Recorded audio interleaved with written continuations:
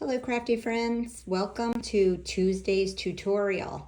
This is part of a series that I'm trying out on my channel here where I am going to do a short tutorial at least 2 Tuesdays of every month. So this is my second tutorial and it is my second most requested tutorial. It is how do I make my acetate lid boxes. I had in a previous video explained how I did it, but today we're going to go and actually make the acetate lid box. And I'm going to try and show you a couple different sizes and talk to you about the importance of choosing the right materials to make this. Super simple. There's no cutting dies required. I've merely used a scoreboard, a pair of good sharp scissors, my hot glue gun, some craft glue, good heavyweight cardstock, and good heavyweight acetate. And then all the rest is up to you.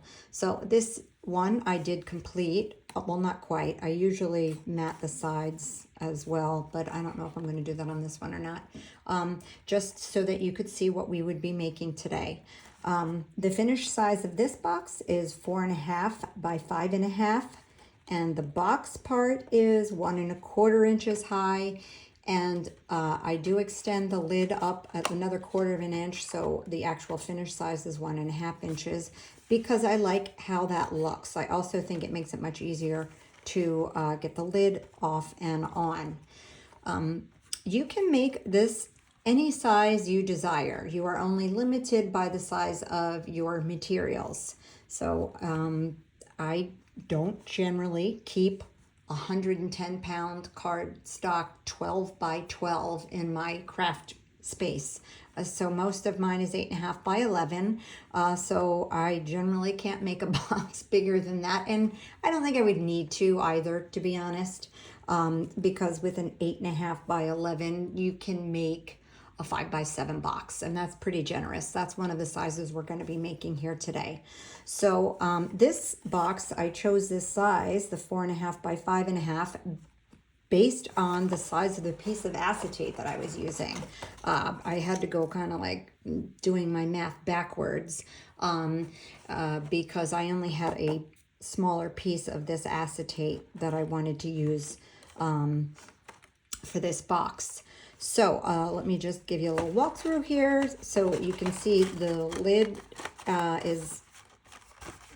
extends up, like I said, 1/4 inches all the way around on every side, and I like the way that looks. You don't have to do it that way. You could make yours flush with the edge of your box if you prefer. I just think this looks like a professional, card box, and I just prefer the way this looks. So the box is just a basic box bottom that we're going to make together in a moment, and the lid is made from a heavier weight acetate. I use no glue, no hot glue, no fastening, because it is super sturdy. If I had used something like really thin, I probably would have to make it differently, but honestly, I don't want to, because then you can see the adhesive, and I don't care for that particular look. So I have, every time I see heavyweight acetate, I try and pick it up. Let me just put this back together, and I'm going to share with you a couple pieces I've acquired. But first, let me show you the belly band. You don't have to do a belly band. You could tie some seam binding around this, or a piece of ribbon, whatever you like. But I basically just took a strip of the 12 by 12 cardstock and hot glued a circle cutout and layered up a couple of things to make this cute belly band. You can make your belly band any way you like, or like I said, no belly band at all. Just use ribbons. But if you're curious, this collection is Paper Rose Studio Sweet Christmas, and it's a really, really pretty paper collection. This is for something specific. That's why I made it this size and embellished it that way. So let me talk to you a little bit about the acetate. There's a couple of brands that make this very heavyweight acetate. and one of them is Doodlebug. This is the Doodlebug 4th of July collection, which name is escaping me. Here's another piece of Doodlebug, and I apologize, there is nothing I can do about this glare. If I turned off my ring light, it would be very dark in here. Unfortunately, it's overcast. So this is another piece. This was from their Berry Sweet collection, and they call it heavyweight acetate. So a 12 by 12 sheet of this acetate is going to run you around $3 or $3.50. Sometimes it's under $3, but not by much. So my advice to you, that's a pretty pricey piece of, acetate, is to measure, measure, measure, measure, measure again. Think it out, write it out on a piece of paper, and then cut, because you don't want to waste this. Prima also makes some acetate, and I love this. I have like 6 pieces of this, and I apologize again for the glare, but this one is snowflakes. I use this a lot. I have a couple of different, I think this is a Prima acetate. It's not clear, but this is a heavyweight acetate, and I can't remember the collection that went with, but Maggie Holmes even had some heavyweight acetate, and some are heavier than others, as I said, but you'll be able to tell by the feel of it, and it'll say heavyweight acetate. This one's gorgeous. Let me move these others so you can see it has gold foiling through it, and it looks like it's part of Pretty Picnic. I have some clear heavyweight acetate, and that's Doodlebug brand. Here's another piece of Maggie Holmes heavyweight acetate. It's foiled. I don't know what collection that went with, though. I apologize. More Doodlebug, and honeycomb Doodlebug. So there's lots out there. I'm sure there's other brands. These ones I just am drawn to. So anyway, that's the type of acetate that is going to make this stand-up lid that requires no adhesive. So let's get right into it. I'm going to bring out the scoreboard, and I have the bottom part to a box done, and we're going to do the lid, and then I have the lid done to another box, and we'll do the bottom. So let me tell you how you come up with your measurements for your boxes. So you want to have a 5 by 7 box, and it's completely up to you, your size. I wanted a 5 by 7 box. I'm using Doodlebug Gingerbread Kisses for this one. And I wanted it to be 1.5 inches high for the box, because that's a really good size. I can fit an entire swap in this. Now my lid is going to be 1/4 inch higher, so the measurements for the lid finished will be 5 by 7 by 1 3/4. And I'm going to put all of my measurements in the description box. You will not have to, screenshot this or frantically write this down if you want to recreate any of these boxes. But I'm also going to give you just the formula too. I mean, it's incredibly simple. So to make this box, which we're not doing, it's already made, obviously, 5 by 7 by 1.5, you need a piece of paper with a 10 by 8. And how did I come up by that? I added 3 inches to the width and the length. And the reason I added 3 inches is because we have 1/2 inch, then we have 7, and then we have another 1/2 inch. So that adds up to 10 inches. Now for this side, you have 1.5 inches, and then you have the 5, and then you have another 1.5 inches. So that's how you come up with the 8. So this 8 by 10 inch piece of paper will make this size box. And we're going to do that in a second. I'm going to show you how we do the lid for this box that I've already made. And in order to mat the sides, of course, I just took the height and the length and subtracted a 1/4 of an inch. So this is 1.5 inches tall. The matting piece is 1 1/4 inches tall. And this is 5 inches wide. This matting piece is 4 3/4. I also stitched mine on the machine and inked the edges a little bit, but you do you. You don't even need that. I also did the same thing for the inside piece. This is 4 3/4 by 6 3/4. And then I stitched all around and glued it in. So we're going to make a lid out of this Doodlebug Gingerbread Kisses acetate. I've already cut the size. I cut down the size. Here's another tip, pro tip here for you. If you're going to use, your scoreboard that you cut paper with to cut this heavy duty acetate, I suggest you find an extra blade and just designate it for your acetate. And any chipboard or anything really thick that you cut with it, because it will dull your blade in no time, and then you're shredding paper. So I have a blade that's designated, actually this scoreboard is designated just for cutting acetate and chipboard. So I cut this down. This size paper for the lid is different than it is for the box. If I made it exactly the same with a 10 by 8 piece, then the lid would be flush with the sides. I want mine to stick up 1/4 of an inch, like I showed you here. So I added 1/4 of an inch. Well, I added 1/2 inch total to each measurement. So instead, I have a 10.5 by 8.5 inch piece of acetate. Okay, so here's the other trick. It's really not 10.5 by 8.5. If you want the lid to fit easily inside, when you're cutting, you'll see this isn't quite 10.5. I went not quite 1/16 of an inch shorter, so scant. So just, so it's slightly smaller than a 10.5 by 8.5.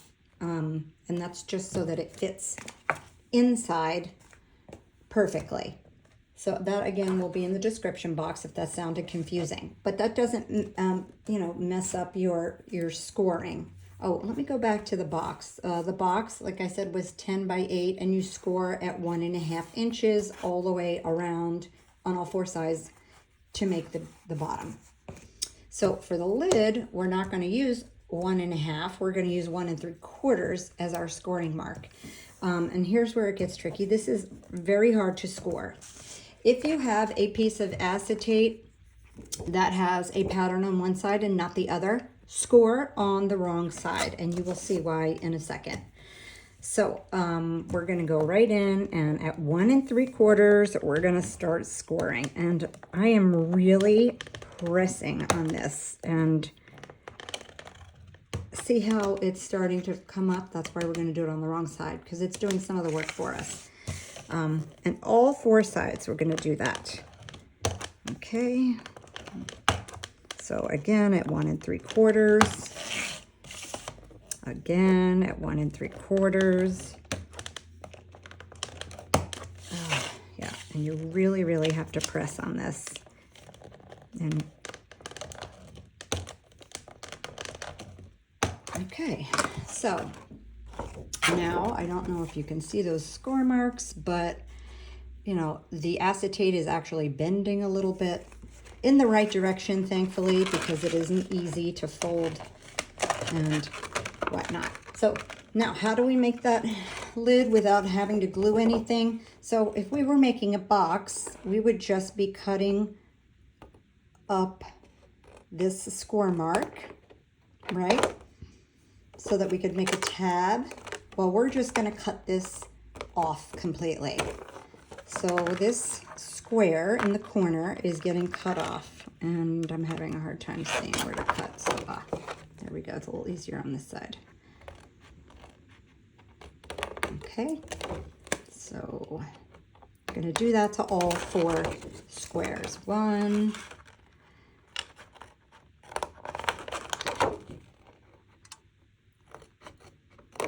2,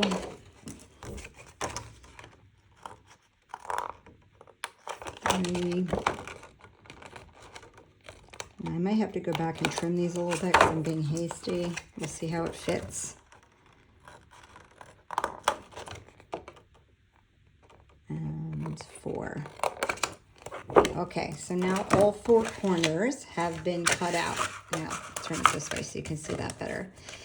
Now, this is the right side, so I'm gonna fold on my score line.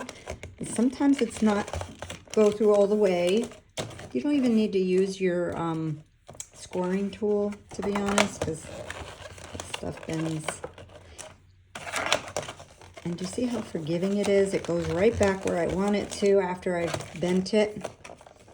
This is the reason I say to try and find the heaviest weight acetate you can find. I've also cut up packaging, by the way, to make these lids if I'm making a smaller box. And use that acetate, their clear acetate. If I can, you know, find a nice piece of packaging that doesn't have scratch marks and stickers on it, I've been known to do that. So there you have a lid. Now, let's pray it fits and that I measured correctly. There you have it. So look at that. There is our beautiful Gingerbread Kisses acetate box. So I could pop like a Happy Mail in there. You know, an entire swap really. It's such a generous size. Now, as far as my belly band goes, you can get as fancy, like I said, or as simple as you want. I went ahead and just cut a, I believe it's 1.5, yeah, 1.5 inch strip of paper. Had to glue it together because 12 inches is not going to be enough to get around this. And stitched. You don't even have to do that. I have used a paper edging punch in the past. You could use a purse strap die if you have one. You may end up having to cut 2 depending on the width of your box. But it's as simple as this. I'm just literally going to wrap this around. And you want this to be tight, but not so tight that you're struggling to get it over the ends to get it on and off. And you're just going to crease it. Where, okay, this is going to be too long, and I know that, so I'm going to just cut a chunk off.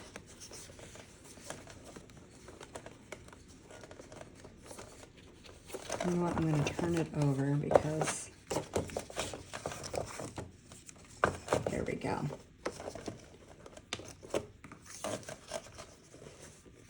Okay, so important that you find the center and you're not squeezing too hard when you make your belly band. So then I'm just going to go and make sure that's a straight line, crease it, and find the other one. I can't, so I'll come over here, I think. Let's just make sure.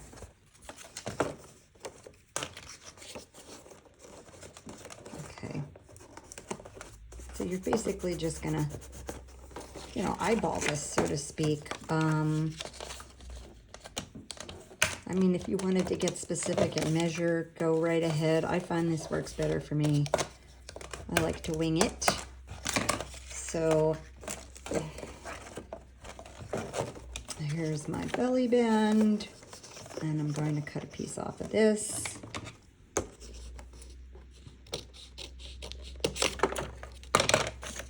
And then, oops, I didn't get through the thread. And then you can go ahead and use whatever you like, a doily, a rosette. I already went to the trouble to cut this piece, you know, and I would glue this while it was on the box so that I knew it was the right, being careful to not to get the glue on the acetate, of course. You could use hot glue so that way it sets right up and you don't have to worry about it. And then just have fun, you know, start layering some things up and, you know, decorate it the way you see fit. So that's our 5x7 box. I'm going to show you how to make the bottom, just in case you don't know how to make a box bottom. That's for this lid. So the finished size of this box is 4.5 by 6.5 and 1.5 inches tall. So I made this lid 1 3/4 inch tall. If that, again, just to reiterate, you want that to stick up a little bit higher. If you want it to stick up more, you could add, you know, 1/2 inch on each side instead of 1/4. So if you want your finished size of your box is 4.5 by 6.5 by 1.5, you just add 3 inches. Okay, so it's going to be 7.5 by 9.5 is the size of this piece of paper that I'm going to make my box bottom out. So there you have 7.5 inches, and there's 9.5, and I've gone ahead and scored it at 1.5 on all 4 sides. Okay, I've already done that just for the sake of time. And now we're going to find the score line, and we are going to cut up right here. I try to go on the outside of the score line right there, because we are going to cut a small wedge out so that those corners are really tidy when we're making the box. When you cut the wedge out, make sure you're cutting it on the side that the tab is on, not on the side of the box itself. Okay, so now we're going to do that right here as well. And again, I'm going to try and cut it on the outside of that score line, and then cut the wedge on the tab portion. Okay, now I'm going to flip it around and do the exact same thing on the opposite side.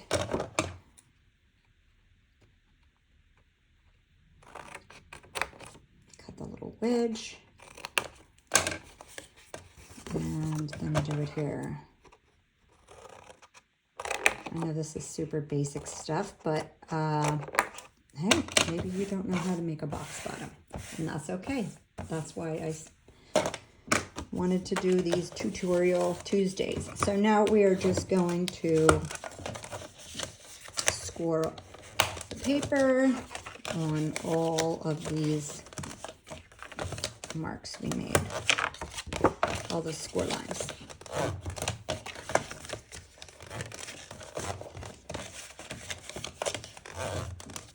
Okay, and now we can assemble our box. I have my glue handy. Hopefully it doesn't clog on me. It's been clogging today for some reason. So you're going to push these tabs in because you want them on the inside so that you have a very pretty box. So now you're just going to put glue on these tabs and make your box bottom. I mean, if you wanted, you could make your cut your layering pieces, if you're even going to put them on there, and adhere them first. I tend to do them second. There's no right or wrong way. It's whatever way you want to do it.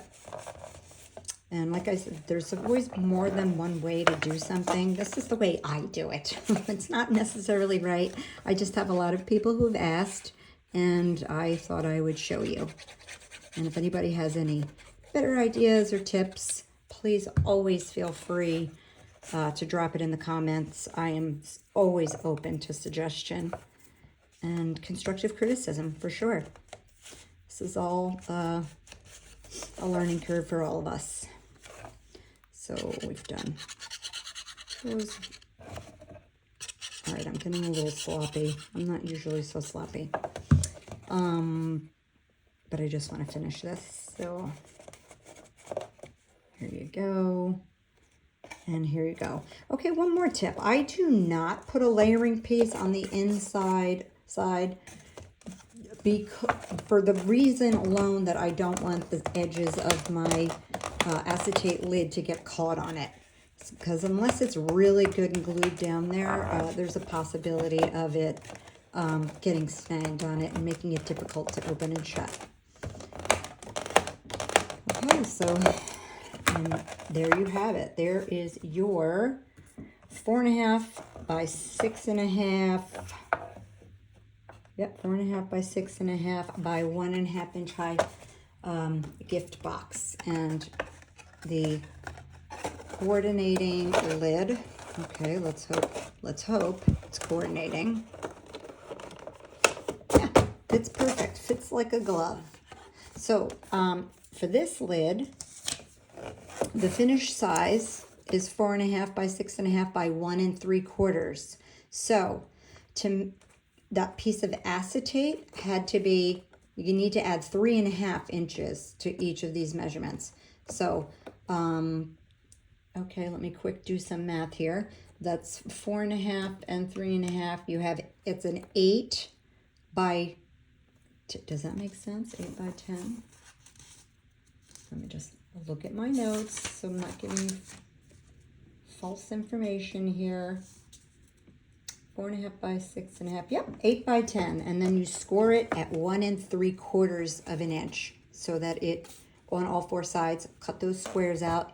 And then you have this beautiful acetate box that you can decorate any way you like. Okay, so I hope that was helpful and not too terribly confusing. I am going to leave all of the measurements for these 3 boxes, although you can do it any way you like, in the description box below, as well as some links for that heavyweight acetate, so that you can find it and check it out for yourselves. I hope I've inspired you, and I hope I've answered any questions you may have had as to how to put one of these sweet boxes together. And I hope you'll join me next time for Tuesday's tutorial. I will be seeing you soon. Have a crafty day.